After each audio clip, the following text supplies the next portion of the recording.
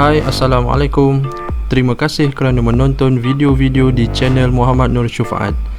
Jangan lupa subscribe untuk tonton video-video baru. Terima kasih. Korang memang terbaik.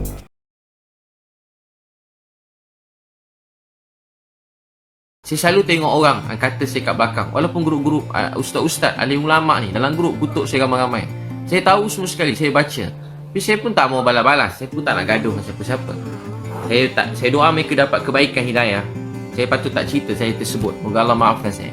Jadi bila benda-benda macam tu saya terbaca, saya tahu ulang-ulang kali orang kata saya hari update status sana sini. Saya tak kacau hidup dia. Saya tak kacau hidup dia.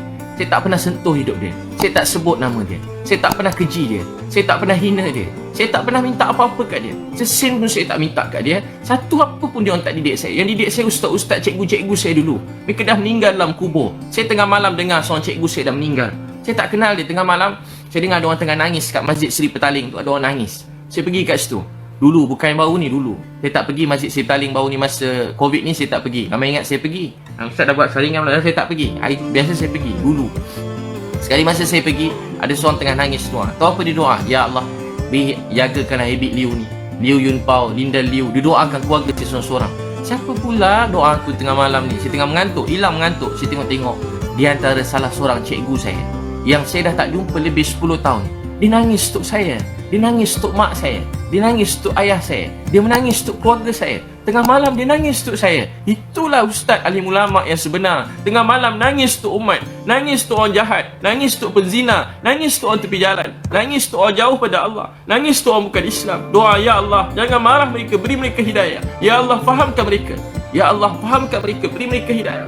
Tengok orang jahat, Ya Allah, jangan marah mereka, beri mereka hidayah. Ya Allah, kesian ke Habib Liu ni, beri dia hidayah, bimbing, pimpin dia. Malam-malam nangis, siang dipegang saya. Habib, ni ada salah sikit Habib, betulkan sikit. Dia telah banyak buat baik kat saya, dia tegur saya sikit. Dia tegur saya sikit dia tegur. Pegang. Sekarang berbeza. Banyak ustaz-ustaz, alim ulama, mereka kerja kita kat belakang. Cakap kat belakang. Hina kat belakang. Cakap bukan belakang, depan juga kat Facebook, kat Instagram. Bukan baru ni, dah lama dah. Banyak kali dah, setiap kali update. Saya banyak juga kadang-kadang pergi mana tempat tiba kena halau. Yang halau pun ustaz juga halau. Halau pada masjid. 2-3 tempat saya pergi, ada kena halau.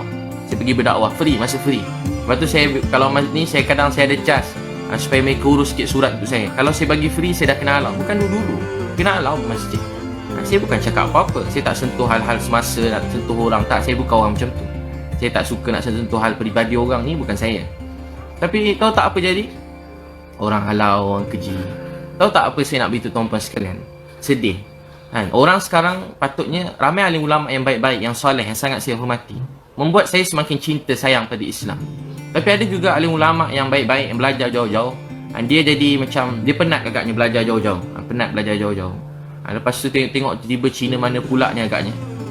Tapi macam tu, keji kat belakang, cakap bukan-bukan. Saya macam pada dulu lagi. Saya tak kacau hidup dia, tak sentuh hidup dia. Saya tak susahkan dia pun. Saya tak minta sesuap nasi pun kat dia. Saya pun tak ada kacau hidup dia, tak pernah keji dalam ceramah saya tentang dia. Saya cuma berkongsi kebaikan. Ni kan dunia Instagram, Facebook. Saya memang saja banyak-banyakkan baik-baik. Sebab anak-anak saya pun ada Facebook, Instagram. Saya nak dia tengok benda baik-baik. Saya nak banjirkan benda baik-baik dalam Facebook, Instagram ni. Saya nak anak-anak saya tengok. Kalau tak, anak-anak kita sayang orang Korea. Tak salah sayang orang Korea. Dulu kita mak-mak sayang orang Hindustan. Tak salah tengok Hindustan sikit, tak salah. Tahu tak apa yang salah? Salah bila tak ada orang tengok Hindustan. Sekarang anak-anak Korea, sekarang terikut setengah-setengah, bukan semua sikit-sikit terikut-ikut. Jadi kita nak marah orang Korea? Tak. Dia banyak kebaikan yang boleh kita belajar.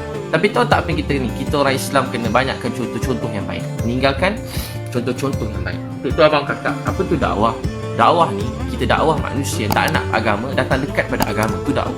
Malam nangis, Ya Allah, mereka tak tahu, tak faham, beri mereka hidayah. Ya Allah, mereka tak faham, tak tahu, beri mereka hidayah. Ya Allah, mereka tak faham, tak tahu, beri mereka hidayah. Ya Allah, mereka tak faham, tak tahu, beri mereka hidayah.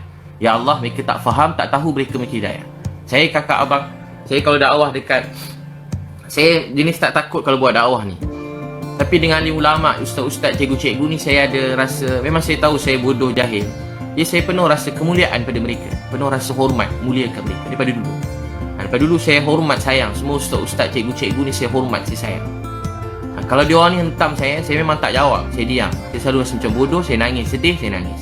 Tapi kalau orang tepi jalan saya tak takut. Pada umur 15 saya pergi kat satu tempat, budak-budak jahat saya dakwah. Ketua dia badan bertatu, umur 30 lebih, kerja merompak sana sini. Yang saya pernah cerita, dia ikut saya. Motor beratus geng dia, motor-motor, budak-budak motor, budak-budak yang macam-macam, curi motor, curi kereta. Saya dakwah dia. Alhamdulillah, ramai ikut saya. Mereka berubah. Sampai saya pernah cerita dia berubah. Jadi sebaik-baik orang.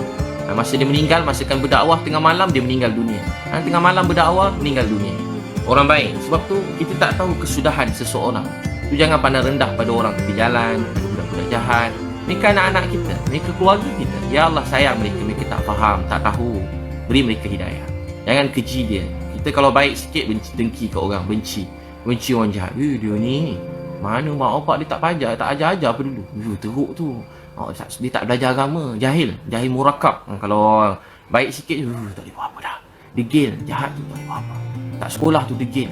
Manalah, tak adalah Islam ke tidak dia tu. Habislah agama dia, neraka lah tempat dia. Wah, macam tu dia cakap ke orang lain. Kalau orang jahat cakap begitu pada orang baik, munasabah, sebab hati dia sempit. Tapi kalau orang-orang yang belajar agama, orang yang takut pada Allah, keji orang jahat, jadi kat mana iman dan Islam dalam hati kita? Lepas tu kalau jumpa alim-alim yang benar-benar alim, mereka sangat memuliakan orang lain. Kalau orang jahat mereka sayang, ini kan pula pada orang baik-baik, mereka sayang. Kita tengok alim ulama' penuh rasa hormat, rasa respect, hormat pada mereka. Jadi tuan-tuan dan perempuan yang Allah SWT sayangi, itu bila sedih, jangan sedih, percaya kita ada Allah. Baca inna lillahi wa inna ilaihi raji'un. Semua daripada Allah, kembali pada Allah. Allahumma ajurni. Ya Allah, ganjar ke atas musibah ini dan gantikan dengan yang lebih baik. Percaya ujian ni sebab Allah sayang.